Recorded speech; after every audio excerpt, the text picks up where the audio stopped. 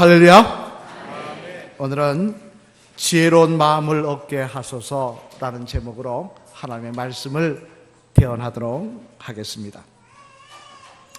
한 음악회에서 있었던 일이라고 합니다만, 이제 음악 연주가 시작되려고 하는데 앞에 오케스트라가 앉아서 이제 연주를 시작하려고 하는데, 그래서 막이 올라가려고 준비를 하고 있는데, 그 극장 매니저가 객석을 보니까 그 객석 가운데 큰 모자를 쓰고 앉아 계신 할머니 한 분이 계신 것이었습니다.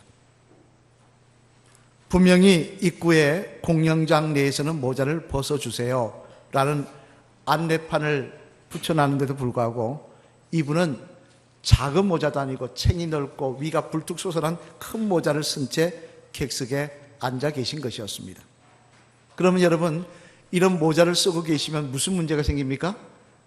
뒷사람이 안 보입니다. 앞이, 그죠? 하나도 안 보입니다. 그러니까 이걸 가서 모자를 벗어달라고 해야 될 것 같은데, 곧 막이 오르고 음악을 시작해야 될 판이니 혹시 또 못 벗겠다 그러면 이게 들어가라 나가라 막 그렇게 싸움이 되니까, 시끄러워지니까 어떻게 할까 고민을 했다는 것입니다. 여러분 같으면 어떻게 하시겠습니까? 그런 상황 속에서 이 매니저는 순간 머리에 번뜩 지혜가 떠오르는 게 있어서 이렇게 마이크에다 대고 말을 했다는 것입니다. 당 극장에서는 연세가 아주 많으신 분들에 한해서는, 모자 벗기에 힘드신 분들에 한해서는, 연세가 너무 많아 모자 벗을 힘이 없으신 분들에 한해서는 모자 쓰시는 것을 허용합니다 그랬다는 것입니다. 할머니 어떻게 했겠습니까? 싹 벗더라는 겁니다. 여러분, 만약에 이 매니저가 잘못된 생각을 가지고 가서 직원을 보내가지고 모자 벗으라 마라 실령이를 했다면 이 음악회가 어떻게 됐겠습니까?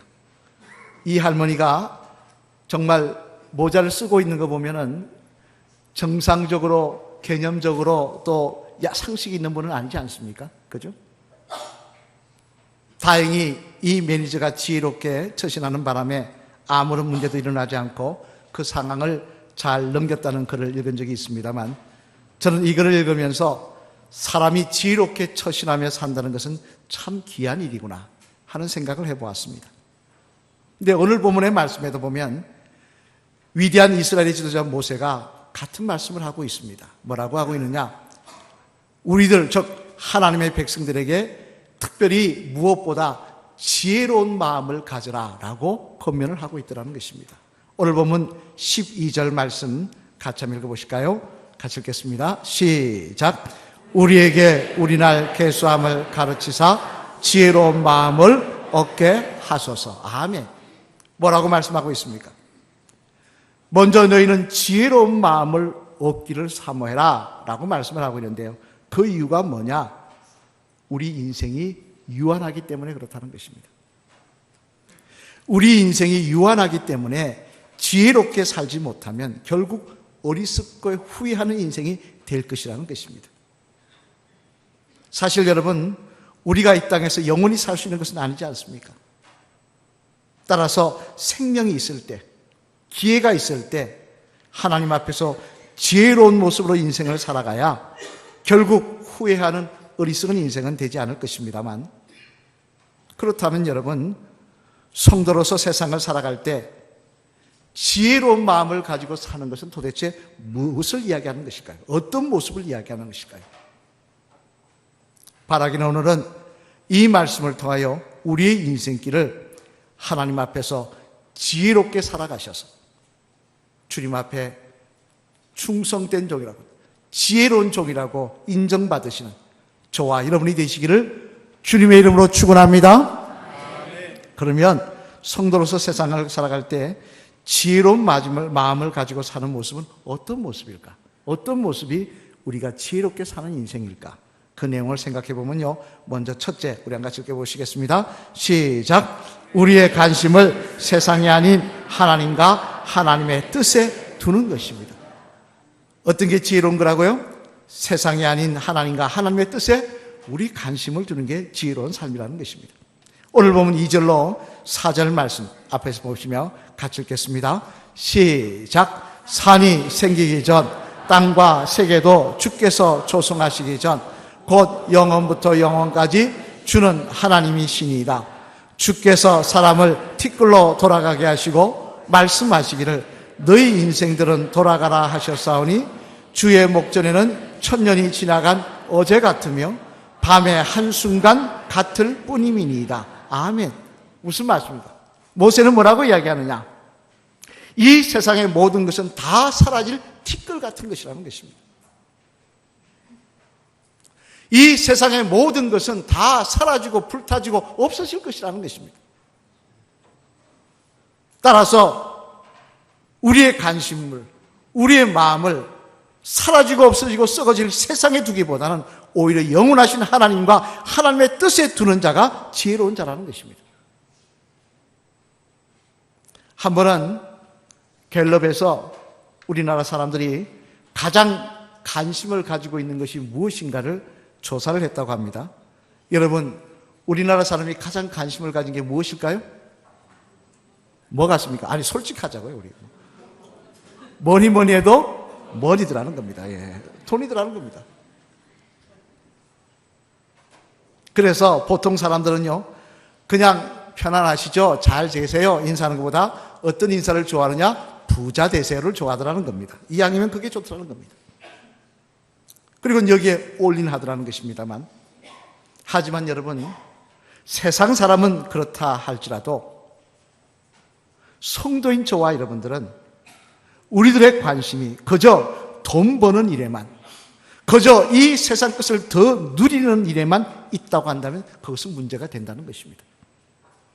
왜냐하면 그런 모습은 결국 우리들을 하나님으로부터 멀어지게 만들기 때문에 그렇으며, 더 나아가 하나님께 버림을 받게 만들기 때문에 그렇습니다. 이는 당장 여러분이 잘 아시는 롯이 그렇지 않습니까? 롯은 믿음의 조상이었던 아브라함의 조카였습니다. 그는 아브라함 때문에 큰 복을 받았던 사람이었습니다. 세상적으로도요, 많은 물질을 받았습니다. 그 물질이 많아 아브라함과 동가지 못할 지경이 되었습니다. 그리고 가장 큰 복은 그가 아브라함을 통하여 하나님을 믿는 믿음을 물려받았다는 것입니다. 그런데 그런 롯이 창세기 19장 말씀에 보면요, 점점 망해갑니다. 그 집안이 다 망해갑니다. 우리 한번 읽어보실까요? 창세기 19장 24절 26절 같이 읽겠습니다. 시작. 여호와께서 하늘 곧 여호와께로부터 유황과 불을 소돔과 고모라에 비같이 내리사 그 성들과 온 들과 성에 거주하는 모든 백성과 땅에 난 것을 다 엎어 멸하셨더라. 롯의 아내는 뒤를 돌아보았으므로 소동 기둥이 되었더라. 아멘. 여기 보면 기가 막힙니다. 롯이 모아놨던 재산들을 다 소돔 고모라가 불탈 때 다 불타버립니다. 그 많았던 거 다 사라져버립니다. 그리고 더 기가 막힌 건 나이 들어서 믿을 건 아내밖에 없지 않습니까? 그 아내마저 소금 기둥 되더라는 것입니다. 그것뿐만 아닙니다.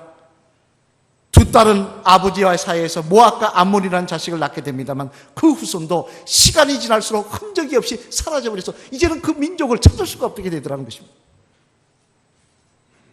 그럼 왜 한때 하나님께서 아브라함을 통하여 그에게 복을 주셨던 롯이 가정이 이렇게 된 것입니까? 왜 하나님께서 특별히 믿음의 사람으로 택했던 롯이 이렇게 된 것입니까? 그것은 롯의 관심이 하나님께 있지 않고 세상에 있었기 때문이었습니다. 그의 관심이 하나님께 있지 않고 소돔과 고모라를 바라보며 그 사람들이 하는 삶을 똑같이 따라하기를 즐거워하였기 때문에 그렇다는 것입니다. 이는 또한 바벨론에게 멸망당한 남유다 백성들과 시드기야 왕도 마찬가지입니다. 하나만 더 살펴보면요, 열왕기 25장 말씀에 보면요, 남유다의 마지막 왕이었던 시드기야가 이 남유다가 멸망을 당할 때 바벨론 왕 앞에서 굉장한 치욕을 당하는 내용이 기록되어 있는데요, 우리 한번 같이 읽어볼까요? 열왕기하 25장 7절 말씀 한번 같이 읽겠습니다. 시작. 시드기야의 두 눈을 빼고 노사슬로 그를 결박하여 바벨론으로 끌고 갔더라. 아멘. 무슨 말씀입니까? 바벨론 왕이 남유다를 침공하여 점령한 후에 무슨 일을 했느냐? 남유다 왕이었던 시드기야를 앉혀놓고 그 보는 앞에서 그의 자녀들을 죽였다는 것입니다. 여러분도 자식이 있지 않습니까? 저도 자녀가 있지 않습니까? 자식이 있지 않습니까? 부모 보는 앞에서 자식을 죽인다는 거, 이거 얼마나 비참한 이야기입니까? 거기다가 시드기야의 두 눈을 뺍니다. 그리고 묶어서 끌고 갔다 했는데 그게 그냥 묶은 게 아니에요. 이스라엘 박물관에 가보면요. 그 시드기야가 끌려갔던 것이 부조로 이렇게 조각이 되어 있는데 어떻게 끌려가느냐. 두 손을 모아서 여기다 구멍을 뚫어가지고 노스로 끼워서 끌고 갑니다. 왕이 이 꼴을 당했으면 백성들은 어떤 꼴을 당했는지 여러분 상상이 가는 게 아니겠습니까? 그런 왜 하나님의 백성인 남유다와 그 왕이 시드기야가 이처럼 비참한 꼴을 당하며 망해야 하는 것입니까? 마찬가지였습니다. 이들도 그들의 관심은 뭐에 있었느냐? 하나님의 뜻에는 관심이 없고 예레미야가 눈물로 외쳤던 하나님의 말씀에는 관심이 없었습니다. 그들의 관심은 뭐 어떻게 있었느냐? 어떻게 하면 더 잘 먹을까? 왜? 잘 살았거든요. 남유다가 멸망할 때 잘 살았거든요. 어려워서 망한 게 아니었습니다. 어떻게 하면 더 잘 입을까? 어떻게 하면 더 잘 놀까? 어떻게 하면 더 좋은 집에 살 수 있을까? 여기만 관심이 있었기 때문이었다는 것입니다. 그래서 그들은 뭐에 집중했냐? 집을 아름답게 꾸미는 데 집중했습니다. 파티하며 즐겁게 노는 일에, 먹는 일에 집중했습니다. 부와 쾌락을 쫓는 일에 집중하다가 하나님께서 때리시니까 망하더라는 것입니다.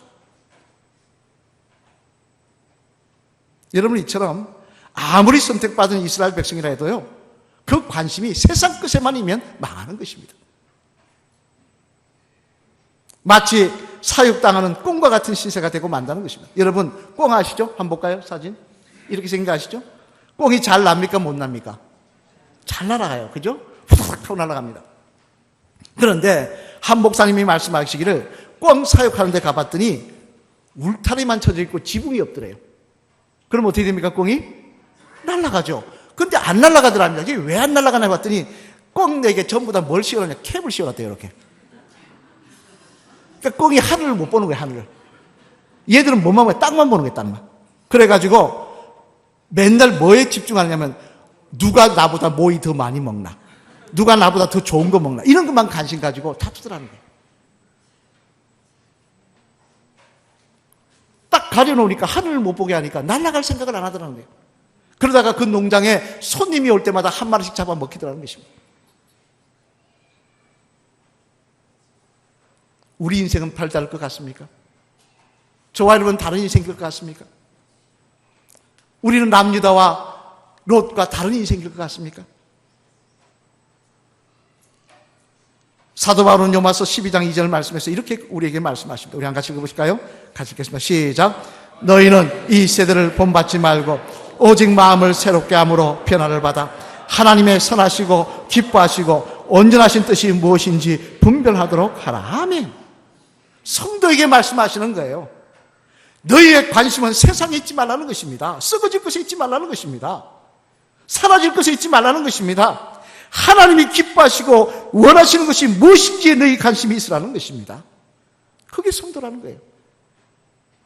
그게 영원한 삶을 사모하는 사람이라는 거예요. 또 골로새서 3장 1절로 4절 말씀 잘 아시는 말씀이죠. 이 말씀에서 이렇게 말씀하십니다. 우리 같이 읽어보실까요? 시작. 그러므로 너희가 그리스도와 함께 다시 살리심을 받았으며 위의 것을 찾으라. 거기는 그리스도께서 하나님의 우편에 앉아 계시느니라. 위의 것을 생각하고 땅의 것을 생각하지 말라. 이는 너희가 죽었고 너희 생명이 그리스도와 함께 하나님 안에 감추어졌습니다. 우리 생명이신 그리스도께서 나타나실 그때 너희도 그와 함께 영광 중에 나타나리라. 아멘. 너희가 그리스도께서 이 땅에 심판주로 오실 때에 영광 중에 그 자리에 같이 서기를 원한다면 땅의 것만 바라보지 말라는 것입니다. 그것이 전부인 것처럼 살지 말라는 것입니다. 여러분, 이 세상 살면서 솔직히 돈 무시할 수 없습니다. 그러나 그것이 전부인 것처럼 어떻게 하면 내가 남들보다 더 잘 살까? 어떻게 하면 남들보다 내가 집을 더 잘 가꿀까? 어떻게 하면 내가 더 넓은 집에 살까? 누누이 말씀드린 대로 하나님 앞에 갔을 때 너 뭐하다 왔냐니까 화장실 하나 있는 집에 살다가 화장실 2개 있는 집에 갔다가 화장실 3개 있는 집에 갔다가 살러 왔습니다. 그 이야기 하면 그게 무슨 인생입니까? 하나님 잘했다 하시겠습니까? 우리가 이 세상 살아가면서요, 나에게 요구하시는 것이 무엇인지 하나님의 뜻에 집중하며 나에게 주신 달란트와 재물 등을 하나님의 뜻에 따라 사용할 줄도 알며, 사랑하시라 하셨으니까 사랑하고, 기도하라고 하셨으니까 기도하고, 전도하라고 하셨으니까 전도하고, 말씀 읽으라고 하셨으니까 말씀 읽고 듣고, 더욱 감사하는 그런 일에 힘쓰는 주의 성도가 될 때 우리는 결국 인생을 지혜롭게 살아가는 주의 성도가 될 줄로 믿습니다. 여러분, 재미난 것은요, 핑계 없는 무덤은 없다는 것입니다. 처녀가 애를 낳아도 할 말이 있다 그랬습니다. 매일 핑계만 되는 인생. 그러나 그 인생은 결국 어리석은 인생이 될 것입니다. 하나님의 뜻과 하나님께 관심을 돌리시며 그 관심을 가지고 내가 오늘 어떻게 살아갈지를 생각하며 살아가는 저와 여러분이 될 때 우리는 인생을 지혜롭게 사는 성도가 될 것입니다. 바라기는 그 모습이 저와 여러분의 모습이 되시기를, 그런 지혜로움이 있는 저와 여러분의 삶이 되시기를 주님의 이름으로 간절히 축원을 드립니다.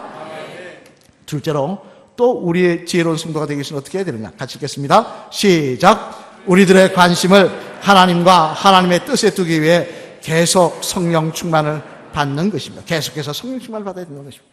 성령 충만 받는 일을 사모해야 한다는 것입니다. 왜 그러느냐? 우리 에베소서 3장 16절로 17절 말씀 한번 읽어보시겠습니다. 시작. 그의 영광의 풍성함을 따라 그의 성령으로 말미암아 너희 속사람을 능력으로 강건하게 하시오며 믿음으로 말미암아 그리스도께서 너희 마음에 계시게 하시었고 너희가 사랑 가운데서 뿌리가 박히고 터가 굳어져서. 아멘. 너희가 그리스도의 사람으로 굳게 서기 위해서, 터가 굳어지고 더 뿌리를 내리기 위해서 무엇보다 먼저 뭐가 있어야 되냐? 너희 속사람이 강건해져야 되는데, 그 속사람이 강건해지기 위해서는 성령 충만의 역사가 있어야 된다는 것입니다. 성령이 우리 마음을 주장해 주셔야 된다는 것입니다. 사실 여러분, 우리가 몰라서 안 합니까?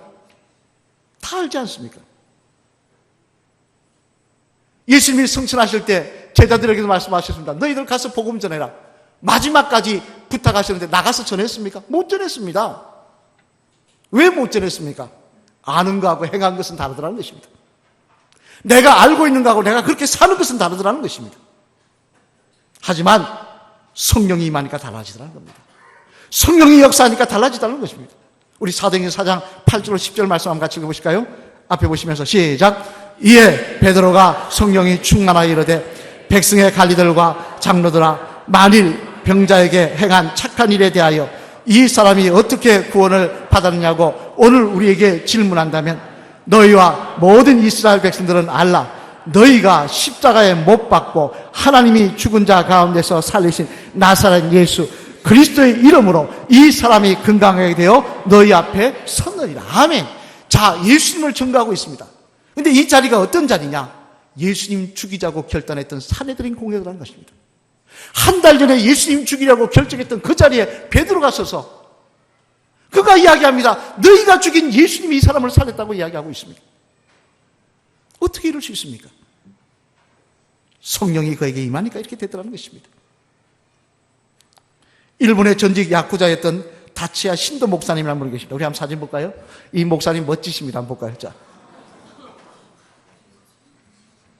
멋지죠? 제가 막 이렇게 문신을 하면 나가라 그럴 겁니다. 자, 이분은요 22살에 야쿠자 세계에 들어갔던 분입니다. 그래서 약육 강식의 세계에서, 그 깡패의 세계에서 살아남기 위해서 뭐든지 다 했답니다. 온몸에 무신도 했고요. 또 하나, 야쿠자의 맹세가 뭐 하는지 아십니까? 야쿠자가 뭐 하는지 아십니까? 새끼손가락 잘라요. 충성을 맹세하는 거로. 자기 윗사람 깡패 보스 앞에서 새끼손가락을 칼로 잘라요. 그게 충성 맹세입니다. 그것도 했고요. 또 하나, 다른 조직원들을 향해서 총도 막 쏘고 그랬다는 겁니다. 죽었는지 살았는지 모르겠지만 총도 쏘고 그랬다는 거예요. 사람 죽이는 걸, 총 쏘는 걸 스스로 맘차게 했다는 거예요. 그래서요, 평범한 시민들에게는 두려운 존재로, 야쿠자 세계에서는 존경받는 인물로 그렇게 자리매김을 했다는 겁니다. 그러면서 마약과 폭력에 찌든 삶을 살던 분인데 7번 체포되어서 3번 감옥을 갔는데요. 그 감옥 간 3번 중에 한 번은 독방에 갇혔는데 그 독방에 심심해서 뭐 할까 하다가 성경책이 있길래 성경책을 읽다가 예수님 만나서 목사님 된 분입니다. 그리고는 감옥에서 출소한 뒤 복음 전파에 남은 인생을 바치기로 결심하고는 도쿄 외곽에 사이타마현이라고 하는 곳, 저는 가보지 못했지만 사미타마현이라는 곳에 어머니 소유의 가라오케 그 술집이 있었는데 그것을 교회로 바꾸어서 목회를 하고 지금도 계신다고 합니다. 100명의 신도가 모인다고 하는데요. 한 번은 기자가 이 신도 목사님을 만나 이런 질문을 했다고 합니다. 목사님, 옛날이 그립지 않으세요? 그때 막 폭력을 행하고 모든 사람들이 자기 앞에서 고개 숙이고 벌벌 떨고 하고 싶은 거 막 할 때 그때가 그립지 않으세요? 다시 그 시절로 돌아가고 싶은 유혹을 느끼지 않으십니까? 목회가 힘들고 어려우실 텐데 그 유혹 느끼지 않으십니까? 라고 묻자 신도 목사님은 이분이 그렇게 대답했다는 겁니다. 전화로 대답한 건 아니고요. 이분이 어떻게 대답하셨느냐, 이렇게 대답해요. 성령님께서 매일 내 마음을 주장하여 주시는데 어떻게 내가 다른 곳에 한눈을 팔 수가 있겠습니까? 성령님께서 매일 내 마음을 하나님의 뜻대로 살게 하시는데, 하나님만 바라보게 하시는데 내가 어떻게 다른 곳에 한눈을 팔 수가 있겠습니까? 여러분, 우리도 성령 충만하면요 요한 사도처럼 하나님께 집중할 수 있습니다. 성령 충만하면요 베드로처럼 주님을 위해 끝까지 목숨 걸고 충성할 수 있습니다. 우리도 성령 충만하면요 사도 바울처럼 끝까지 주님의 복음을 위해서 살아갈 수 있습니다. 저만 해도 그렇습니다. 제가 처음부터 신령한 목사였을까요? 지금도 신령하지 못합니다만 처음부터 제가 이런 목사였을까요? 아닙니다. 옛날에는 어떻게 하면 목회 안 할까? 어머니 성기도로 이 길을 왔는데 와보니까 너무 힘들어요. 내가 왜 이걸 해야 되나? 편한 길이 있는데 어떻게 하면 이 목회 안 할까 생각만 하는 사람이었습니다. 그러나 하나님께서 내가 성령을 사모하며 성령 받게 해달라고 기도했더니 그 성령을 허락하여 주셔서 내 생각을, 내 마음을, 내 뜻을 변화시켜 주시더라는 것입니다. 끝까지 하나님의 사람을 사모하며 하나님의 뜻을 사모하며 천국을 사모하며 살게 만들어 주시더라는 것입니다. 여러분도 성령 충만을 사모하시길 바랍니다. 성령님이여 내 마음을 주장하여 주시옵소서. 매일 이랬다 저랬다는 내 마음 주장하여 주셔서 하나님 뜻대로 살게 하여 주시옵소서. 기도해야 될 것입니다. 사랑하는 성도 여러분, 오늘 보면 10절로 11절 말씀에서 모세는 이렇게 말씀하십니다. 우리 한 같이 읽어보실까요? 앞을 보시며 같이 읽겠습니다. 시작. 우리의 연수가 70이요 강건하면 80이라도 수고와 슬픔뿐이요 신속히 가는 우리가 날아가나이다. 누가 주의 노여움의 능력을 알며 누가 주의 진노의 두려움을 알리까? 아멘. 무슨 말씀입니까? 이는 우리 인생은 이 땅에서 영원한 것이 아니라는 것입니다. 언젠가는 이 모든 것을 정리하고 하나님 앞에 설 시간이 있다는 것입니다.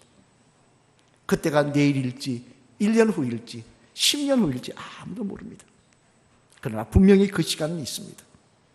여기 나는 하나님 앞에 안 설 겁니다. 이 땅에서 영원히 살 겁니다. 한번 손 들어보십시오. 그때 어떤 모습으로 쓰시길 원하십니까? 그저 지혜 없이 세상 것에만 바라보며 남은 세월 계수하지 못하며 세상 것만 바라보며 남들보다 더 가꾸고 더 많이 가지고 더 누리기를 소망하며 살다가 망했던 롯이나 남유다 백성들의 모습으로 서기를 원하십니까? 여러분, 우리는 생각해야 됩니다. 내 남은 인생이 얼마인지 한번 생각해 봐야 됩니다. 만약에 70까지 산다면 여러분 얼마나 남으셨습니까? 만약에 80까지 산다면 얼마나 남으셨습니까? 90까지 산다면 여러분 인생이 얼마나 남으셨습니까?